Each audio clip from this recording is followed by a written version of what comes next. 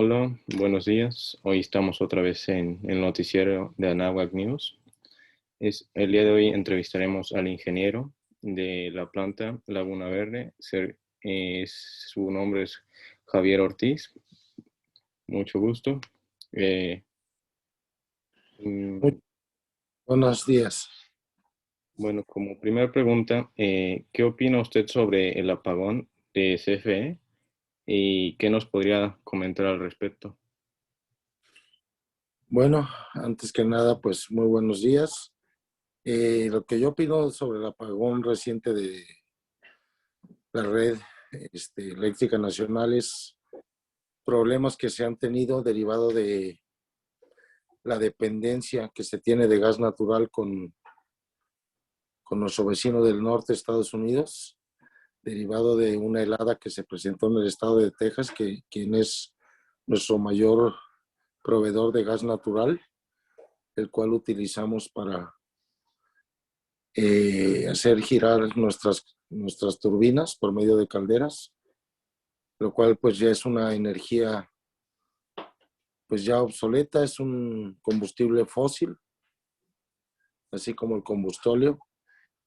Entonces no hemos podido como país invertir en energías renovables limpias como es la eólica, como es la nuclear.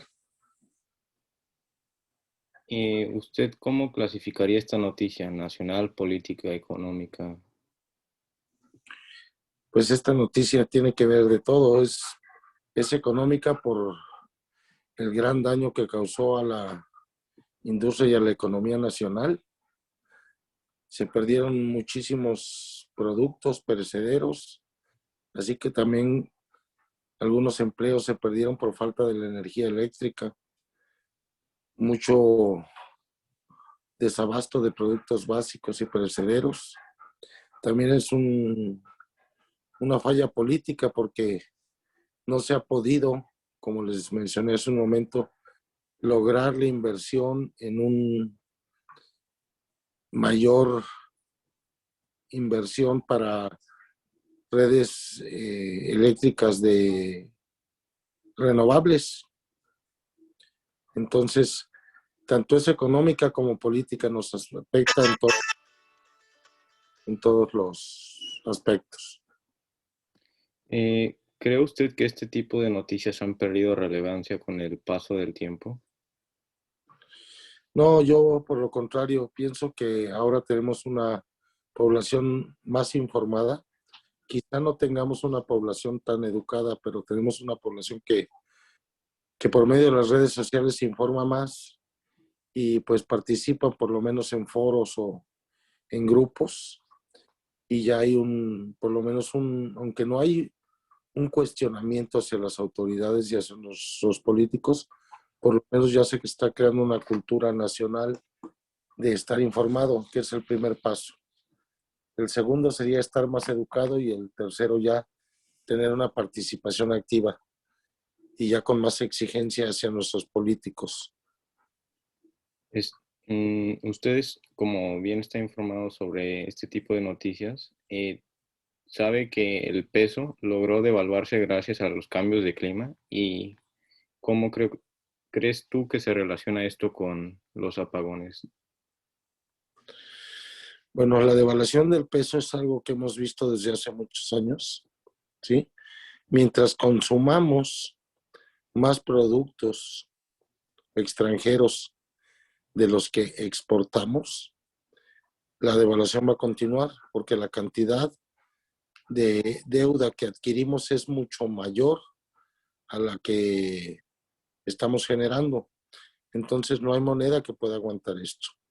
Se debe de incentivar a la producción local, al consumo nacional, para evitar este tipo de fuga de divisas, ¿sí? Y también por medio de este apagón, pues también nos impactó mucho a la producción en las fábricas en México. Entonces todo eso es capital que se deja de generar y va afectando a la economía nacional y por ende a la devaluación del peso, que genera más inflación. Actualmente hay muchas noticias amarillistas y que tratan de difamar o crear pánico en la población. ¿Cuáles crees tú que serían las maneras de crear y fomentar el buen periodismo para que este tipo de noticias se tomen en cuenta y no pierdan su relevancia? Pues antes que nada, todo comienza en la educación. Si los periodistas que estamos formando en el país carecen de una buena educación y unos buenos principios, van a estar sacando noticias con tal de vender, con tal de que les paguen un salario, aunque las noticias no sean confirmadas o reales. Todo comienza desde la educación, desde la familia. Cuando tú tienes pulcritud en tus acciones, en tu pensar, no debería de haber periodistas que divulguen o dispersen falsas noticias con la única finalidad de crear pánico en la población y que otro sector salga beneficiado. Eso no es ético. ¿Y tú crees que la comunicación inmediata, un ejemplo se hace el Internet, es confiable? ¿Es 100% verídica? No, yo pienso que el Internet no es 100% verídico. El Internet es una gran gama para que tengamos acceso a miles de ventanas, millones. La información fluye por todas partes, pero así como fluye la información verdadera, fluye la información falsa. Nuestra cultura tiende mucho a consultar el amarillismo y a difundir lo que es lo peor de todo. Pero hay, dentro del Internet, hay páginas muy profesionales, muy éticas, que casi nadie las consulta por desconocimiento, porque nuestra población es una población con morbo. Ponemos más atención a la noticia de un gran accidente o de que hubo muchos muertos o secuestros o extorsión que a una posibilidad de inversión, a una posibilidad de innovar, ¿sí? Estamos mal encausados y repito, todo es debido a la educación. Comienza desde la familia y después con buenos colegios. Se puede ir mejorando esta tendencia amarillista que tenemos y ayudando a todos, a la población, al periodismo, a nuestra cultura, a nuestro amor por nuestro país. ¿Por qué crees tú que se han dejado de vender los periódicos de noticieros importantes? Un ejemplo podría ser el Excelsior. ¿Crees que la juventud actualmente se está empezando a dar menos importancia a estos porque los nota aburridos, tediosos? Lo que pasa no es que se dejen de vender, sino que la generación que leía periódicos pues está alcanzando una edad madura y cada vez son mayores los jóvenes y todo lo están haciendo ya de manera electrónica, de manera virtual. Entonces los mayores periódicos también tienen sus versiones en línea y ahora es así como consulta mucha gente las noticias. Ya dejaron de caer tanto en lo tradicional. En parte es bueno porque se dejan de consumir muchísimos árboles para la creación del papel, para crear esos tabloides. Pero por otro lado, pues también hay muchas fuertes de información, te digo, falsas, y que tenemos el mismo acceso a la información falsa que a la información verídica. Actualmente en México hay mucha censura de noticias, de información. ¿Crees que sea bueno que se le oculten cosas al país o sería mejor que todo el pueblo supiera sobre cualquier aspecto? Bueno, yo no pienso que exista mucha censura. La censura ha existido desde todos los tiempos. No es únicamente en la etapa contemporánea. Simple y sencillamente que ahora, como la información está fluyendo más rápidamente, entonces el gobierno está preocupado Y entonces ahí se dice que recurre a la censura, pero siempre ha existido muertes de periodistas, este, ataques hacia las oficinas de los tabloides. Eso es algo de que ha existido siempre, pero te repito, con la buena educación se pudiera mejorar todo esto.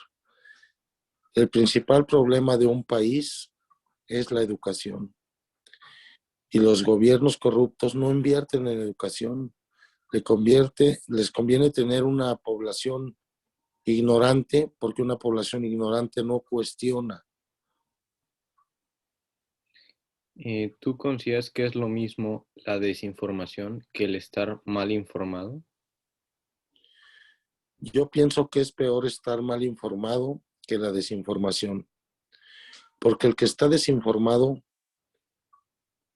puede ser por dos cuestiones. Como tú dices bien, pudiera ser uno por la censura y otro por el desinterés. Pero el que está mal informado difunde esa mala información y entonces crea pánico, crea caos, crea una hostilidad y entonces un pueblo hostil no es un pueblo productivo. ¿Alguna medida que tú tomarías o llevarías a cabo para evitar la falsa difusión de mentiras o noticias falsas o algún aspecto así? Yo pienso que debería todas las empresas invertir un poco más en moderadores. Y los moderadores no es que sean represores, sino un moderador es aquel encargado de ver que la persona no está ofendiendo, no está generando ni pánico, ni caos, ni violencia, que está diciendo algo verdadero que le consta, porque actualmente todo el mundo está difundiendo cosas que ni sabe, ni están seguros que pasaron, ni son cosas buenas, ni son cosas útiles. Entonces, mientras estemos diciendo cosas falsas que no nos constan, que carecen de una prueba, de una evidencia, que no son buenas y que no nos sirven, vamos a caer en la decadencia, como todas las culturas. Después de alcanzar el resplandor, que es su etapa más alta, viene la decadencia. Y espero que no nos pase. Necesitamos ir hacia arriba, generando mayor interés, tratando de cuestionar lo que vemos, no ser conformistas y decir, ¿de dónde salió esa información? ¿Quién la corroboró? ¿Cuáles son las fuentes? Y estar un poco más seguro de la información que estamos llevando hacia nuestros cerebros. ¿Tú qué fuentes considerarías confiables para saber que una noticia puede ser verdadera? Pues no pudiera yo decir ese punto. Yo pienso que una fuente confiable, por muy confiable que el usuario crea que ésta sea, debe de consultarse siempre fuentes alternas para ver si uno, dos o tres páginas serias, responsables, están difundiendo información similar. No podemos quedarnos con una sola página, una sola idea, porque entonces van a hacer de nosotros lo que ellos quieran. Una mente libre es aquella que se dota de muchas opiniones y toma sus propias decisiones en base a tu razonamiento. ¿Crees que el periodismo ha evolucionado todo, alrededor de mínimo 10 años?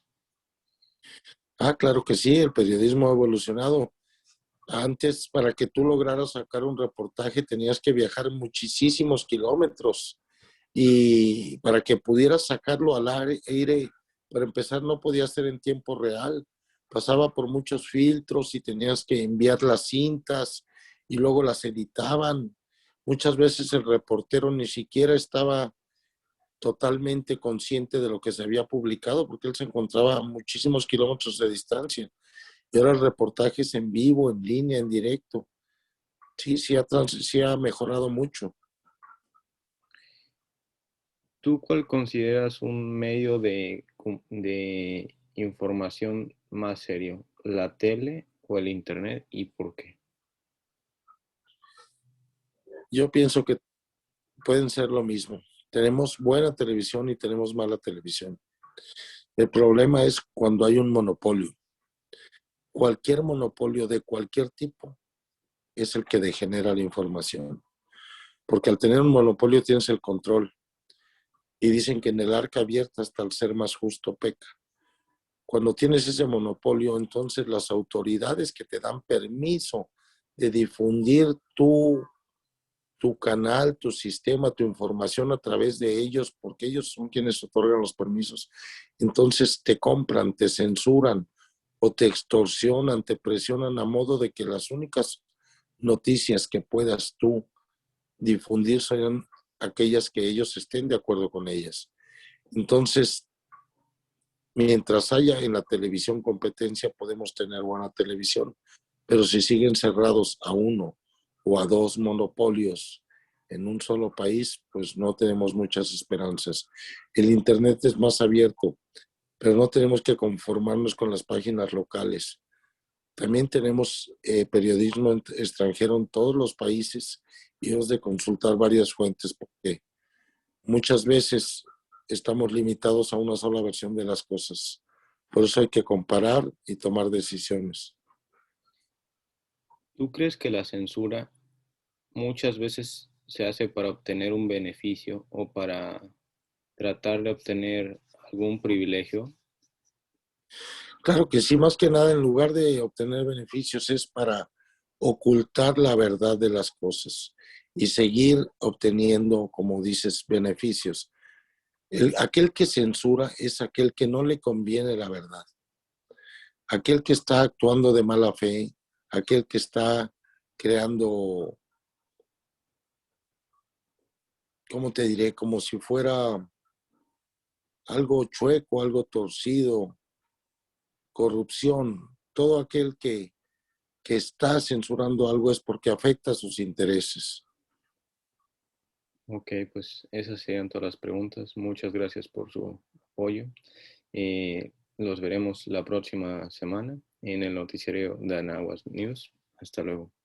Estamos para servirles. Hasta luego. Gracias por todo.